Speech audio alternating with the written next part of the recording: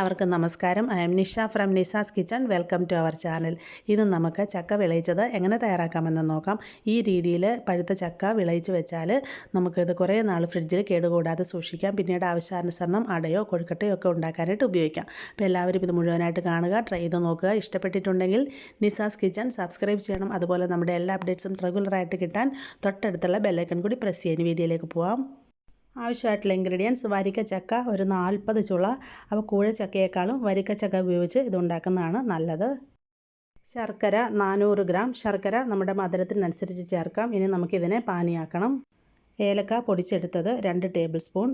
നല്ല ജീരകം പൊടിച്ചെടുത്തത് 1 table spoon. നെയ്യ് 1-2 ടേബിൾ സ്പൂൺ. ഇനി നമുക്ക് പ്രിപ്പറേഷൻ നോക്കാം. നമ്മളിവിടെ എടുത്തു വച്ചിരിക്കുന്ന ചക്ക നമുക്കൊന്ന് മുറിച്ച് ചെറിയ പീസാക്കാം. അപ്പോൾ ഇതിൻ്റെ ഉള്ളിൽ നിന്നും കുരു എടുത്ത് മാറ്റാം. അപ്പോൾ നല്ല പഴുത്ത വരിക്കച്ചക്ക വേണം എടുക്കാനായിട്ട്. കൂഴച്ചക്കയേക്കാളും വരിക്കച്ചക്ക ഉണ്ടാക്കുമ്പോഴാണ് ഇത് നല്ല പെർഫെക്റ്റ് ആയിട്ട് വരുന്നത്. ഇനി നമുക്കിതിനെ ചെറിയ പീസായിട്ട് കട്ട് ചെയ്തെടുക്കാം. അപ്പോൾ ഈ ഒരു വലിപ്പത്തിൽ ഇതിനെ മുഴുവനും കട്ട് ചെയ്ത് എടുക്കുക. അതിനുശേഷം നമുക്കിതിനെ കുക്കറിലേക്ക് മാറ്റാം. ഇതിനെ സാധാരണ പാത്രത്തിലാണെങ്കിലും വേവിച്ചെടുത്താൽ മതിയാവും. കുക്കറിലാകുമ്പോൾ നമുക്ക് വളരെ പെട്ടെന്ന് റെഡിയാക്കി എടുക്കാൻ പറ്റും. അപ്പോൾ ഇത് മുഴുവനും ഈ ഒരു വലിപ്പത്തിൽ അരിഞ്ഞതിന് ശേഷം നമുക്ക് ഒട്ടും വെള്ളം ചേർക്കാതെ ജസ്റ്റ് ഒരു വിസിൽ അടുപ്പിച്ചെടുക്കാം. നമ്മുടെ ചക്കയെല്ലാം ഞാനിപ്പോൾ നന്നായിട്ട് വേവിച്ചെടുത്ത് വെച്ചിട്ടുണ്ട്. അപ്പം ഞാൻ പറഞ്ഞ പോലെ കുക്കറിലോ അല്ലെന്നുണ്ടെങ്കിൽ സാധാരണ പാത്രത്തിലോ ഒട്ടും വെള്ളം ചേർക്കാതെ ഈ ഒരു രീതിയിൽ ഇതിനെ ഒന്ന് വേവിച്ചെടുക്കാം. ഇതിപ്പോൾ കണ്ടില്ലേ, നല്ല സോഫ്റ്റായിട്ട് വന്നിട്ടുണ്ട്. അപ്പോൾ ഈ ഒരു രീതിയിൽ നമുക്ക് ചക്ക വേവിച്ചെടുക്കാം. അതിനുശേഷം ബാക്കി പ്രിപ്പറേഷൻ എങ്ങനെയാണെന്ന് നോക്കാം.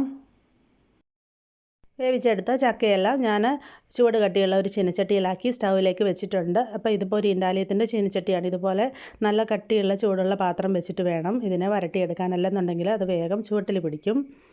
ഇനി നമുക്കിതിനെ നന്നായിട്ടൊന്ന് വരട്ടിയെടുക്കാം. ഇടവിട്ട് മിക്സ് ചെയ്ത് കൊടുത്തുകൊണ്ടിരിക്കാൻ മറക്കരുത്. ഈ സമയത്ത് തീ നന്നായിട്ട് കൂട്ടി വെക്കുക. കാരണം ഇതിൻ്റെ ഉള്ളിലുള്ള ആ വെള്ളമൊക്കെ ഒന്ന് നന്നായിട്ട് വലിഞ്ഞു വരാനായിട്ട്. ആദ്യമേ നമുക്കിതിനെ ഹൈ ഫ്ലെയിമിൽ വെച്ച് കൊടുക്കാം. നമ്മളിപ്പോൾ ഒരു 5 മിനിറ്റോളം ഇതിനെ വരട്ടി. കണ്ടില്ലേ, ഇപ്പോൾ ഇതിൻ്റെ ഉള്ളിലെ ആ വെള്ളമൊക്കെ ഒന്ന് വലിഞ്ഞു വന്നിട്ടുണ്ട്.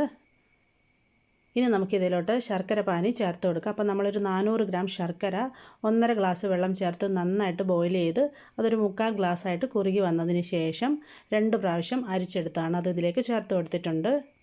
നന്നായിട്ട് ഇതിനെ ഇളക്കി യോജിപ്പിക്കാം. ഒരു 5 മിനിറ്റും കൂടെ ഇതിനെ ഹൈ ഫ്ലെയിമിൽ തന്നെ വെച്ചിരിക്കാം. ശർക്കര പാനിയിലെ ആ വെള്ളമൊക്കെ നന്നായിട്ടൊന്ന് വലിഞ്ഞ് ശർക്കരയും ചക്കയും നന്നായിട്ട് യോജിച്ച് വരണം. ചുവട്ടിൽ പിടിക്കാതെ വിട്ട് മിക്സാക്കി കൊടുത്തുകൊണ്ടിരിക്കാൻ മറക്കരുത്. ഇപ്പോൾ ഒരു 5 മിനിറ്റ് കൂടെ കഴിഞ്ഞിട്ടുണ്ട്. ശർക്കര പാനിയിലെ ആ വെള്ളമൊക്കെ നന്നായിട്ട് വറ്റി വലിഞ്ഞ് വന്നിട്ടുണ്ട്. അപ്പോൾ ഇതിനെ നന്നായിട്ട് വരട്ടിയെടുക്കണം. ചുവട്ടിൽ പിടിക്കാതെ ഇതേപോലെ മിക്സാക്കി നന്നായിട്ട് ഇതിനെ ഡ്രൈ ആക്കിയെടുക്കാം. ഇപ്പോൾ വീണ്ടും ഒരു 5 മിനിറ്റ് കൂടെ കഴിഞ്ഞിട്ടുണ്ട്.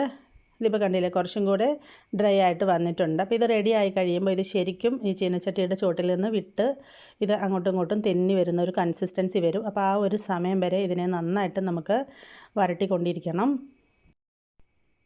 ലോ ഹീറ്റിലിട്ടിരിക്കുകയാണ് ഈ സമയത്ത്. ഇപ്പോൾ ഇത് കണ്ടില്ലേ, കുറച്ചും കൂടെ ഡ്രൈ ആയിട്ട് വന്നിട്ടുണ്ട്. ഇനി നമുക്കിതിലോട്ട് ഏലക്കാപ്പൊടിയും അതുപോലെ തന്നെ നല്ല ജീരകത്തിൻ്റെ പൊടിയും കൂടെ ചേർത്ത് കൊടുക്കാം. ഇപ്പോൾ ഞാൻ 1 ടേബിൾ സ്പൂൺ നല്ല ജീരകം പൊടിച്ചത് ഇട്ട് കൊടുത്തിട്ടുണ്ട്. ഇനി ഇതിലേക്ക് നമുക്ക് ഏലക്ക പൊടിച്ചതും കൂടെ ചേർത്ത് കൊടുക്കാം. അപ്പോൾ ഏലക്കാപ്പൊടി കുറച്ച് കൂടുതൽ ചേർത്താൽ അത്രയും ടേസ്റ്റ് ആയിരിക്കും. ഞാനിപ്പോൾ ഒരു 2 ടേബിൾ സ്പൂണോളം ഇതിലേക്ക് ചേർത്ത് കൊടുക്കുന്നുണ്ട്. ഇനി ഇതിലേക്ക് ചേർത്ത് കൊടുക്കേണ്ടത് നെയ്യാണ്. അപ്പോൾ നല്ല പശുവിൻ നെയ്യ് ഒരു വലിയ ടേബിൾ സ്പൂൺ ഇതിലേക്ക് ചേർത്ത് കൊടുക്കാം. നെയ്യുടെ ടേസ്റ്റ് ഇഷ്ടമാണെന്നുണ്ടെങ്കിൽ 2 ടേബിൾ സ്പൂൺ വരെ ചേർത്ത് കൊടുക്കാവുന്നതാണ്. ഇനി ഇതെല്ലാം കൂടെ നന്നായിട്ട് ഇളക്കി യോജിപ്പിക്കാം. അപ്പോൾ ലോ ഹീറ്റിൽ വെച്ചിട്ട് വീണ്ടും ഇതിനെ നന്നായിട്ട് വരട്ടിയെടുക്കുക. അപ്പോൾ ഇതിൻ്റെ ഉള്ളിൽ ഒട്ടും വെള്ളമില്ലാതെ നല്ല ഡ്രൈ ആയിട്ട് എടുത്താൽ മാത്രമേ ഇത് കൂടുതൽ സമയം കൂടുതൽ നാൾ കേടാവാതിരിക്കുകയുള്ളൂ. അപ്പോൾ ഇനി ഇതിനെ ലോ ഹീറ്റിൽ വെച്ചിട്ട് വീണ്ടും നന്നായിട്ട് ഡ്രൈ ആക്കാം. നമ്മളൊരു 6-7 മിനിറ്റും കൂടെ ഇതിനെ ലോ ഹീറ്റിലിട്ടിട്ട് നന്നായിട്ട് വരട്ടി. ഇതിപ്പോൾ കണ്ടില്ലേ, ഇതിൻ്റെ കളറൊക്കെ നല്ല ഡാർക്കായിട്ട് വന്നിട്ടുണ്ട്. അതുപോലെ തന്നെ ഇത് കണ്ടില്ലേ, ചീനച്ചട്ടിയുടെ ചുവട്ടിൽ നിന്ന് നന്നായിട്ട് വിട്ട് വരുന്നുണ്ട്. അപ്പോൾ ഇതാണ് ഇതിൻ്റെ ഒരു കറക്റ്റ് കൺസിസ്റ്റൻസി. ഇനി നമുക്ക് സ്റ്റൗ ഓഫ് ചെയ്യാം. സ്റ്റൗവിൽ നിന്ന് വാങ്ങി ഇതിൻ്റെ ചൂടൊന്ന് ആറാനായിട്ട് അനുവദിക്കണം. അപ്പോൾ നന്നായിട്ട് ചൂടാറി വന്നതിന് ശേഷം ഒട്ടും നനവില്ലാത്ത എയർ ടൈറ്റ് ആയിട്ടുള്ള കണ്ടെയ്നറിലോ അല്ലെന്നുണ്ടെങ്കിൽ ഏതെങ്കിലും ഭരണിയിലോ നമുക്കിതിനെ അടച്ച് സൂക്ഷിക്കാം. അതിന് ശേഷം ഫ്രിഡ്ജിലേക്ക് വെച്ചിട്ട് വളരെ നാൾ നമുക്ക് കേടുകൂടാതെ ഇതിനെ വെച്ചിരിക്കാം. നമ്മുടെ അടിപൊളി ചക്ക വരട്ടിയത് ഇവിടെ റെഡി ആയി കഴിഞ്ഞു. അപ്പോൾ ഞാനിതിനെ ഒട്ടും നനവില്ലാത്ത ഒരു ഭരണിയിലാക്കി വെച്ചിട്ടുണ്ട്. അപ്പോൾ കുറച്ച് ഇപ്പോഴത്തെ ഉപയോഗത്തിന് മാറ്റി വെച്ചിട്ടുണ്ട്. അപ്പോൾ നമ്മളിതിനെ അടയോ അല്ലെന്നുണ്ടെങ്കിൽ കൊഴുക്കട്ടയോ ഒക്കെ ഉണ്ടാക്കുമ്പോൾ ഇതിലേക്ക് കുറച്ച് തേങ്ങ മിക്സ് ചെയ്തിട്ട് ഉള്ളിൽ ഫില്ലിംഗ് ആയിട്ട് വെക്കാം. അപ്പോൾ ബാലൻസ് ഉള്ളത് ഇതുപോലെ ഭരണിയിൽ നന്നായിട്ട് അടച്ച് ഫ്രിഡ്ജിൽ ഒരു 6 മാസം വരെ നമുക്ക് സൂക്ഷിച്ചിരിക്കാം. അപ്പോൾ നമ്മളിതിൽ നിന്ന് കുറേശ്ശെ എടുക്കുമ്പോൾ ഒട്ടും നനവില്ലാത്ത സ്പൂൺ വെച്ചിട്ട് വേണം എടുക്കാനായിട്ട്. അപ്പോൾ ഇത് കേടുകൂടാതെ ഇരിക്കും. അപ്പോൾ എല്ലാവരും ഇത് ട്രൈ ചെയ്ത് നോക്കുക. ഇഷ്ടപ്പെട്ടിട്ടുണ്ടെങ്കിൽ നിങ്ങളുടെ ഫീഡ്ബാക്ക്സ് അറിയിക്കാനും വീഡിയോ ഷെയർ ചെയ്യാനും മറക്കരുത്. അപ്പോൾ മറ്റൊരു നല്ല വീഡിയോ ആയിട്ട് വരുന്നതുവരെ എൻ്റെ എല്ലാ കൂട്ടുകാർക്കും നന്ദി, നമസ്കാരം.